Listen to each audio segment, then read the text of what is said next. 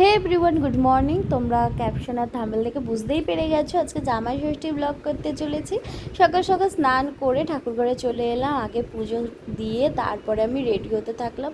আমি রেডি হয়ে গেলাম মায়ের বাড়ি যাব বলে। আর আজকে আমি গরম শাড়ি ক্যারি করে নিয়েছি, মায়ের কাছে গিয়ে পরবো। তারপরে এখানে দেখি বর রেডি হয়নি, বরকে বললাম তাড়াতাড়ি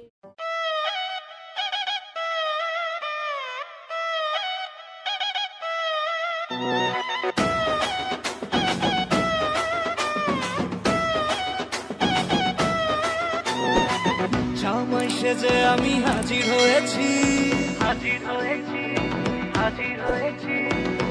উপহার কি কি পাবো লিস্টি করেছি। জামাই সেজে আমি হাজির হয়েছি, উপহার কি কি পাবো লিস্টি করেছি।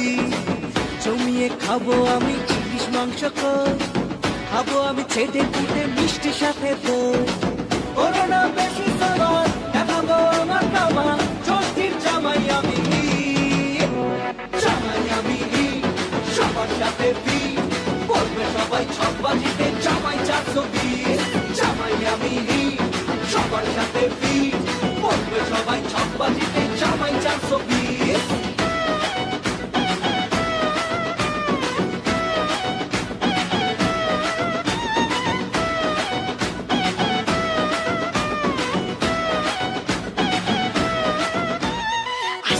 সবাই মিলে মিশে জামাই দেখার আজকে মজা, ভিড়ের মাঝে নতুন করে তোমাকে আর শুধু খোঁজা।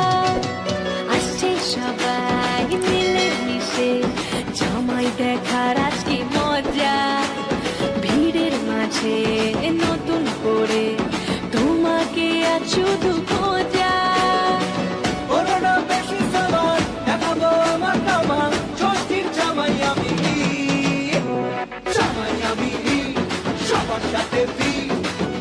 সবাই ছকবাজিতে জামাই 420। জামাই আমি সবার সাথে বলবে সবাই ছকবাজিতে জামাই 420।